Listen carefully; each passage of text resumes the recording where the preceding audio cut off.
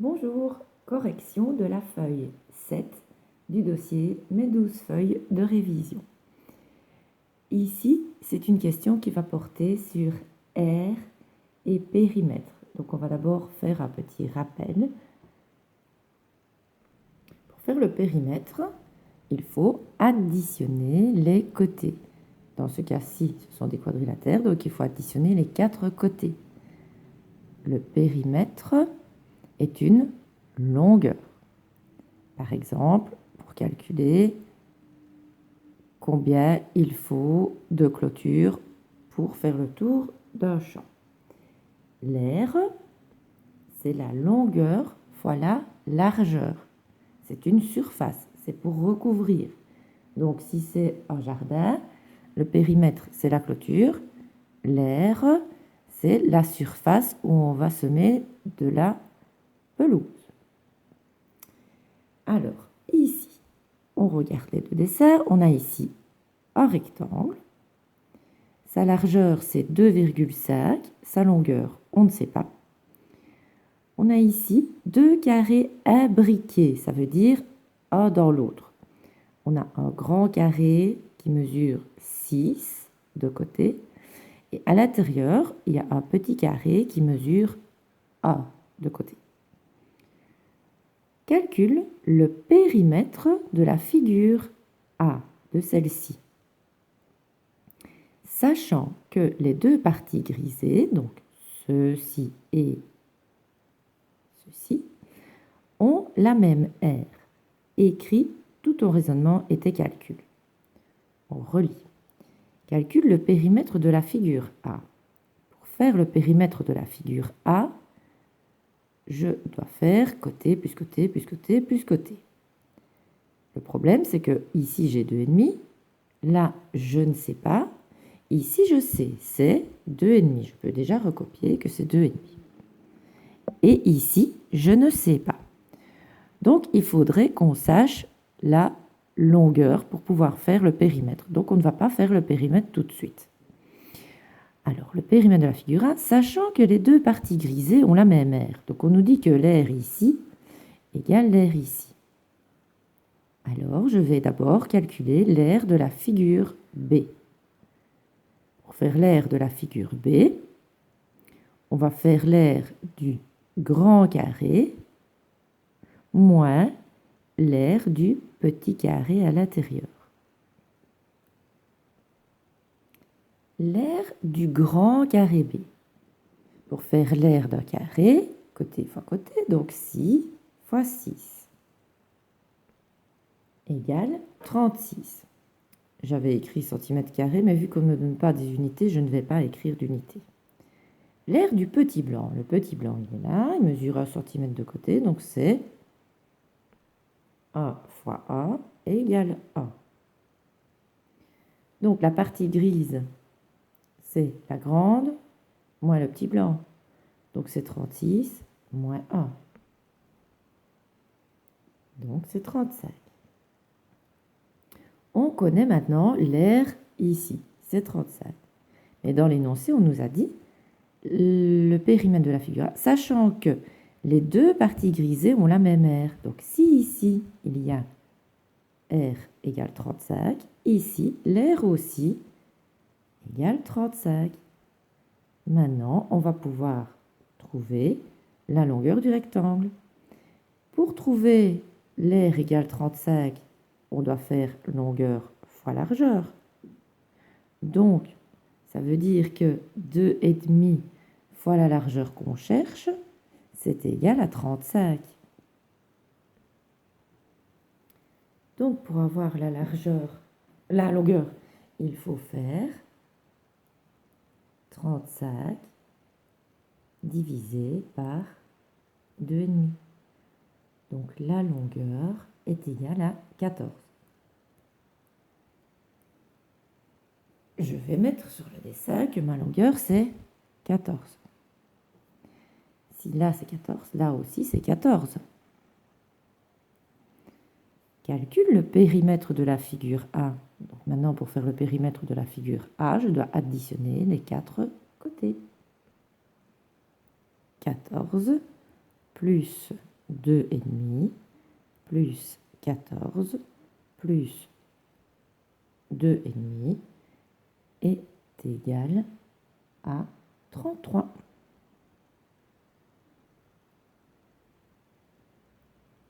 Ensuite, exprime ta réponse par une phrase. Le périmètre de la figure A est 33.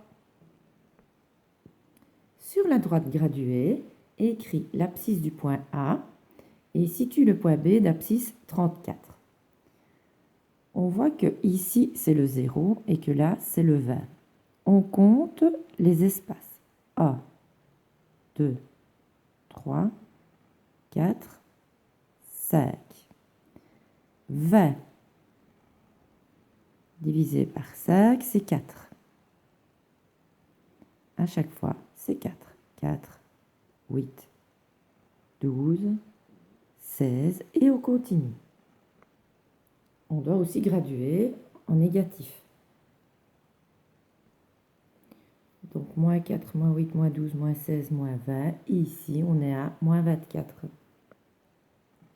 Donc, on nous demandait l'abscisse du point A, c'est moins 24. Alors, il faut situer le point B d'abscisse 34. On va voir, 34, on n'a pas, mais 34, on sait bien que c'est entre 32 et 36. Donc, on prend le milieu. C'est ici. Et là, on a notre point B.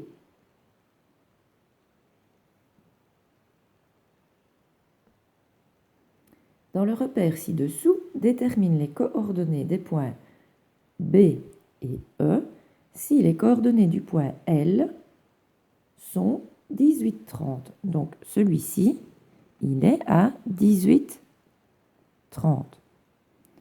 On a vu hier que pour écrire les coordonnées d'un point, on devait faire le facteur. Ce facteur-ci, pour aller livrer le colis à la personne ici, il a d'abord dû marcher jusqu'au building 18. Ça veut dire que ce building-ci, c'est le 18. Arrivé au building 18, il a poussé sur la touche de l'ascenseur la touche 30. Donc, il va au 30e étage. Ça veut dire que là, c'est le 30e étage. Ça va nous permettre de graduer. On compte les espaces. 1, 2, 3. 18 divisé par 3, c'est 6. Donc ici, on a 6. Et ici, 12. 1, 2, 3, 4, 5.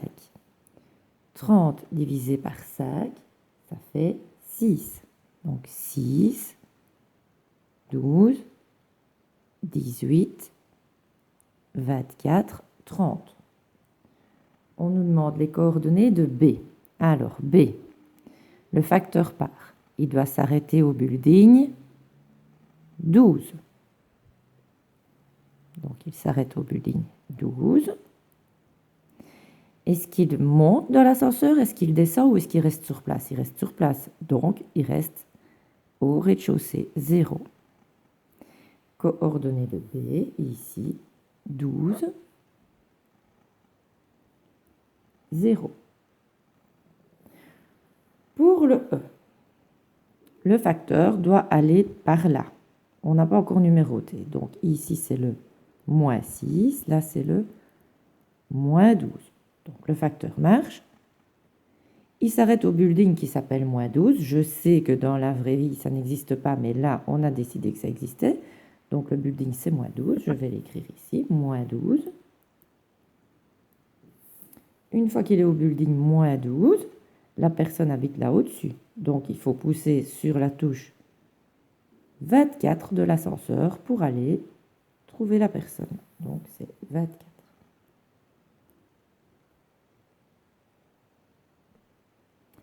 C'est la saison des châtaignes. Maxime en a ramassé un grand panier. Il estime avoir entre 150 et 200 châtaignes. S'il les compte par 3, par 4 ou par 5, il n'en reste aucune. Cherche le nombre exact de châtaignes que Maxime a ramassé et écris tout ton raisonnement et tous tes calculs. Ici, si on nous dit s'il les compte par 3, par 4 ou par 5, il n'en reste aucune, ça veut dire que le nombre que l'on cherche doit être un multiple de 3, il doit aussi être un multiple de 4 et être un multiple de 5. On nous dit qu'il sait qu'il en a entre 150 et 200. Comme le nombre cherché est un multiple de 5, on va écrire tous les multiples de 5 qui sont entre 150 et 200 ici. J'ai décidé d'écrire les multiples de 5 parce que je trouve que c'est plus facile de compter par 5 que par 4 ou par 3. Donc voilà la liste. On est sûr que la réponse est cachée là-dedans. Maintenant, on va travailler comme si on jouait à qui est-ce. Donc on nous dit que s'il les compte par 3, il n'en reste aucune. Donc ça veut dire que le nombre qu'on cherche est un multiple de 3. Pour savoir si on est un multiple de 3, il faut additionner tous les chiffres du nombre et la réponse doit être un multiple de 3. Donc 5 plus 5, 10 plus 1, 11. 11 n'est pas un multiple de 3. Je l'enlève. 1 plus 6, 7. Est-ce que 7 est un multiple de 3? Non. Je l'enlève. 1 plus 6, 7. 7 plus 5, 12. 12 est un multiple de 3, donc je le garde. 1 plus 7, 8. Ce n'est pas un multiple de 3, je l'enlève. 1 plus 7, 8. Plus 5, 13. Ce n'est pas un multiple de 3, je l'enlève. 1 plus 8, 9. C'est un multiple de 3, je le garde. 1 plus 8, 9. Plus 5, 14. Ce n'est pas un multiple de 3, je l'enlève. 1 plus 9, 10. J'enlève. 1 plus 9, 10. Plus 5, 15. 15 est un multiple de 3, je le garde. Donc, on n'a plus que 3 possibilités pour le moment. C'est soit 165, 180 ou 195. Mais ça doit aussi être un multiple de 4. On n'a plus maintenant qu'à satisfaire à la condition qu'on peut les compter par 4. Est-ce que 165 se divise par 4? Pour savoir si ça se divise par 4, il faut prendre les deux derniers chiffres, donc 65, et regarder si le nombre 65 se divise par 4. Et non, 65 ne se divise pas par 4, donc on l'enlève. 80 se divise-t-il par 4? Oui, je le garde. 95 se divise-t-il par 4? Non, je l'enlève. On a notre réponse. Il y a 180 châtaignes. On écrit ici.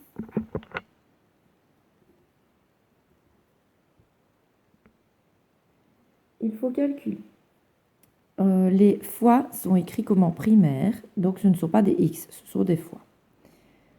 On ne peut pas écrire 40 moins 5 égale 35, parce que le 5 doit attendre d'aller se multiplier par la réponse ici. Donc, la première chose à faire, c'est le 2 exposant 2. 40 moins 5 fois 2 exposant 2, ça veut dire 2 fois 2, 4.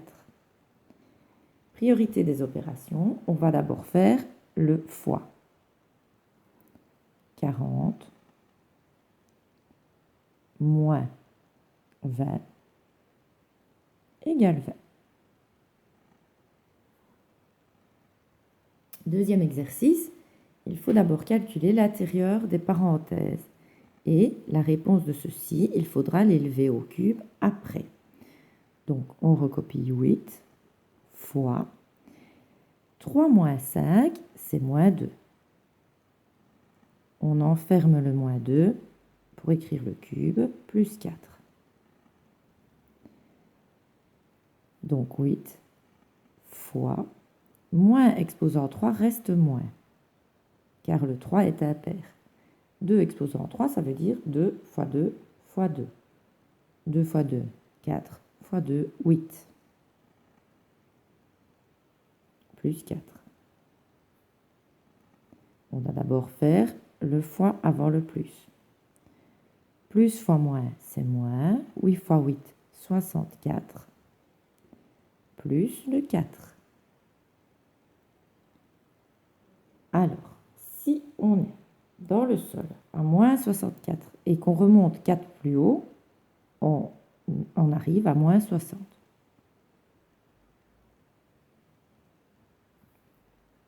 Le dernier, moins exposant 3, le moins reste. 3 exposant 3. 3 fois 3, 9, fois 3, 27. Le moins reste, celui-là, celui-ci, il reste. Celui-ci exposant 2, il part.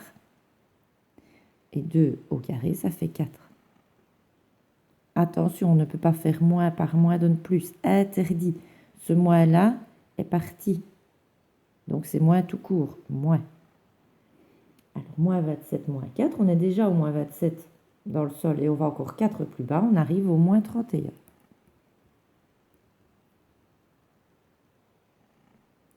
Cet exercice-ci s'est retrouvé dans le CEB 2016 et en même temps dans le CEAD la même année. On a des crayons et on nous dit complète. Si le crayon A mesure 20 cm, donc on nous affirme que ici c'est 20. Alors moi là sur le côté, j'ai décidé d'aller écrire 20. On nous demande la grandeur du B et la grandeur du C. Si là c'est 20 et que ici c'est 0, quand on compte l'écart, 1, 2, 3, 4, 5, 6, 7, 8, 9, 10. 20 divisé par 10, ça fait 2. Ça veut dire que ici, c'est 2, 4, 6, 8, 10, 12, 14, 16, 18. Et on arrive bien à 20. 22, 24, 26, etc. Alors, on nous demande la mesure du crayon B. On regarde, le crayon B, il est là. Hop, il mesure 10 cm.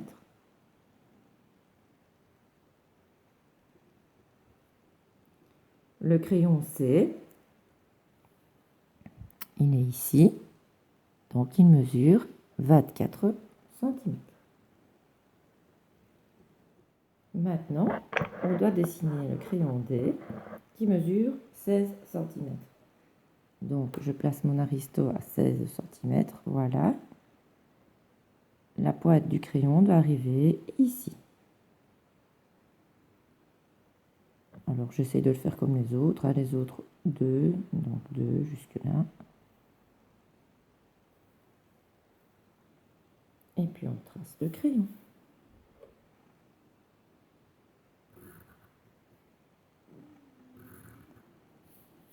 Voilà.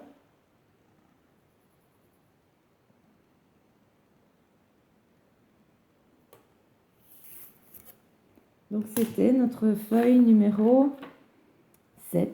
Je vais continuer à vous envoyer les suivantes. Bonne journée!